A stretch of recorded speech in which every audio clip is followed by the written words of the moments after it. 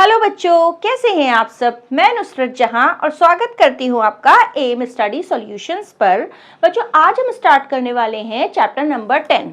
Chapter का नाम है हेरोन्स फॉर्मूला। बड़ा ही बढ़िया सा, मज़ेदार सा, आसान सा चैप्टर है, तो बड़ा ही मज़ा आने वाला है इसको करने में। हम इसको फटाफट से स्टार्ट कर देते हैं। इंट्रोडक्शन वीडियो है तो मैं इसमें सारी चीज़ें डिस्कस करूँगी, तो वीडियो को एंड तक ज़रूर देखना। और हाँ, एक और चीज़, अगर आपने चैनल को सब्सक्राइब नहीं किया है तो फटाफट से सब्सक्राइब कर दीजिए, बेल आइकन भी दबा दीजिएगा, जिससे कि आपको सारी नोटिफिकेशंस मिलती रहें।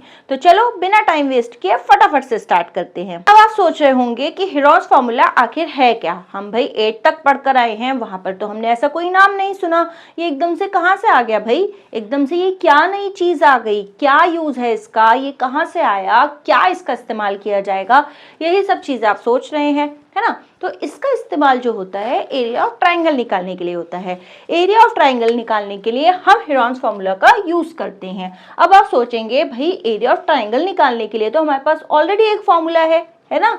देखो यहाँ पर अगर मैं लिखूं एरिया ऑफ ट्राइंगल मुझे निकालना हो तो उसके लिए मेरे पास क्या फॉर्मूला है, उसके लिए मेरे पास फॉर्मूला है 1/2 multiply by base multiply by height. ठीक है, ये b जो है ये बेस के लिए है और h जो है वो हमारा हाइट के लिए यूज होता है। देखो ट्राइंगल अगर ऐसे है, ये अगर ट्राइंगल है और ये इसकी हाइट है, ठीक है, ये इसकी हाइट है, ये a, ये b और ये c।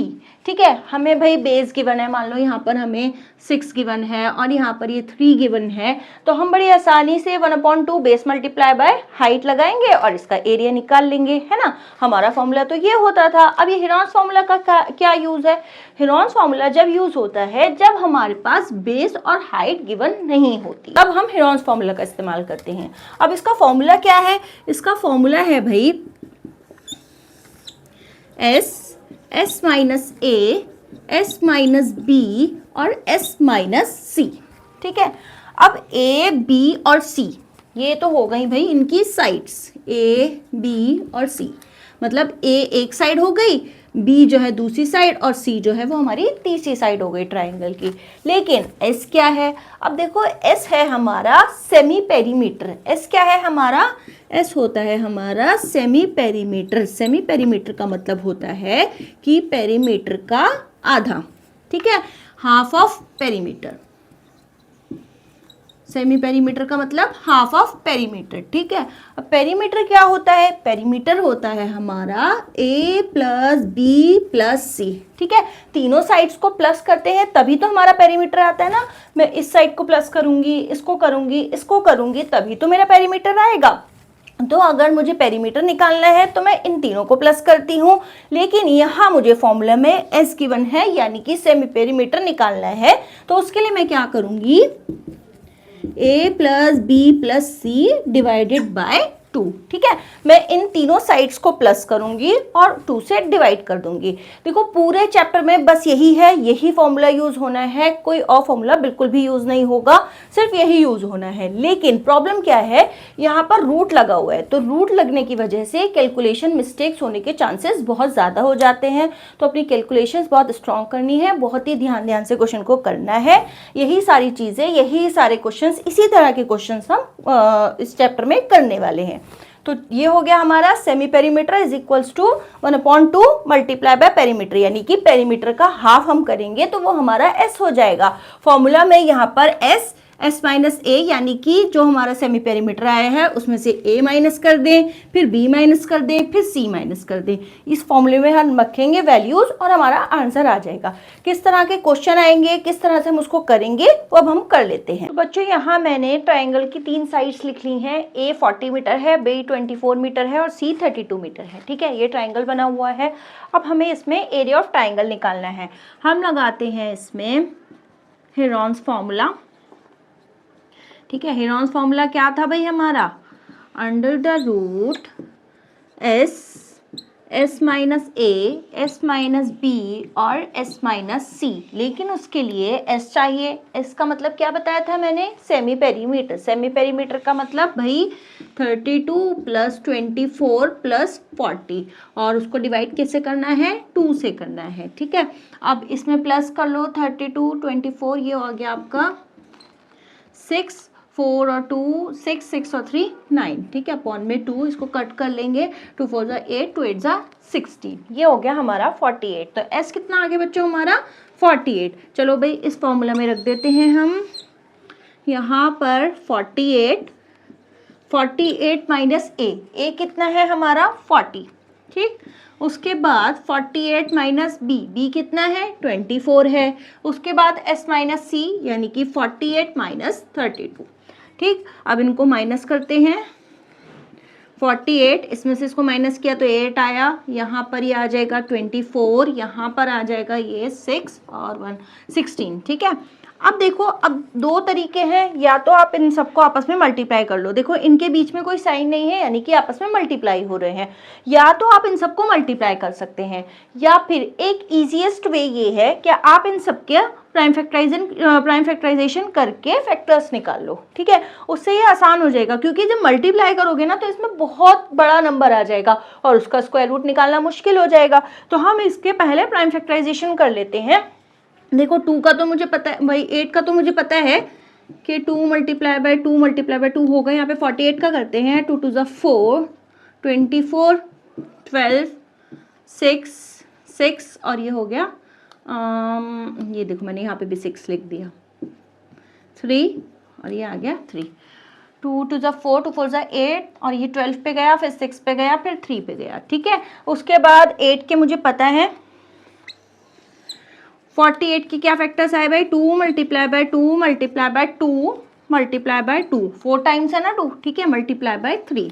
और 8 की क्या है 2 मल्टीप्लाई बाय 2 मल्टीप्लाई बाय 2, ये मुझे पता है। 24 के देखो सिर्फ यहाँ तक, यहाँ से लिख लेती हूँ मैं, 2 multiply by 2 multiply by 2 multiply by 3।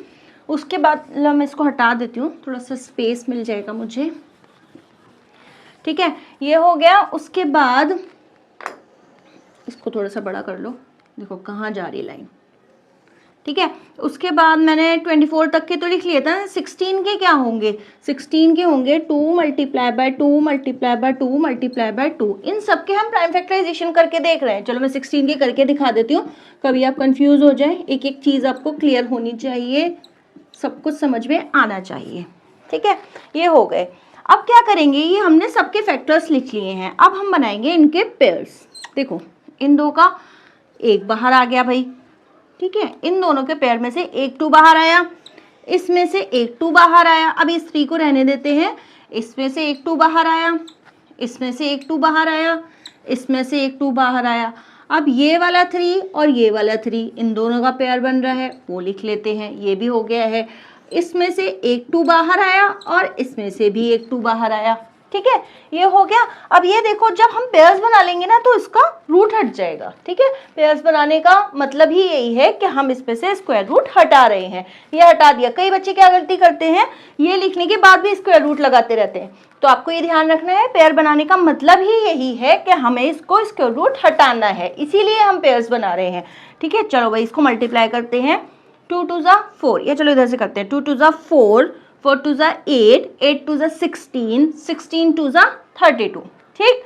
यहाँ पे यहाँ तक 32 आया, 2 2 ज़ा 4, 4 3 ज़ा 12, यहाँ पर 12 आया। अब 32 और 24 को मल्टीप्लाई कर लो, नहीं 24 नहीं, कितना आया 12 आया, इसको मल्टीप्लाई कर लेते हैं, 2 2 ज़ा 4, 2 3 ज़ा 6, 1 2 ज़ा 2, 3 4 3, ठीक है। तो आंसर कितना आया हमारा 384 मीटर स्क्वायर। स्क्वायर जरूर लगाना है, जब भी हम एरिया निकालते हैं तो हम यहाँ पर स्क्वायर जरूर लगाते हैं, ठीक है। देखो मैं एक बार रिवाइज कराती हूँ, क्या था हमारे पास, A 40 गिवन था, B 24 था, C 32 था, हमारे पास ये फॉर्मूला था। हमने S निकाला, S क्या था बच्चों हमारा, S था हमारा सेमी पेरीमीटर, यानी कि तीनों को प्लस करके 2 से हमें डिवाइड करना है, ये हमने कर लिया, S आ गया। S कितना आया भाई 48 आया, ठीक। हमने यहाँ पर वैल्यूज डाली, 48 48 माइनस 40 जो हमारा A था, 48 माइनस 24, 48 माइनस 32, ठीक। माइनस किया तो ये सब नंबर्स आ गए। फिर उसके बाद हमने इन सब का किया प्राइम फैक्टराइजेशन, 24 का, 48 का, 16 का और 8 का, ठीक है। ये सब हमने कर लिया। जब ये सब हो गया उसके बाद हमने क्या किया, इसमें से पेयर्स बनाए, पेयर्स बनाने के बाद हमने इन सबको आपस में मल्टीप्लाई कर दिया। जब हमने इनको मल्टीप्लाई किया तो हमारा आंसर आया 384 मीटर स्क्वायर। यही हमारा एरिया ऑफ ट्राइंगल है। तो देखो वैसे तो ये क्वेश्चंस बहुत इजी हैं, सारे क्वेश्चंस में यही फॉर्मूला अप्लाई होना है, कोई भी दूसरा मेथड नहीं है, सिर्फ इसी फॉर्मूला से हम क्वेश्चंस करते चले जाएंगे। लेकिन प्रॉब्लम क्या है, प्रॉब्लम है कैलकुलेशंस की। तो आपको अपनी कैलकुलेशंस बहुत स्ट्रांग करनी है क्योंकि इसमें मिस्टेक होने के चांसेस बहुत ज़्यादा हैं।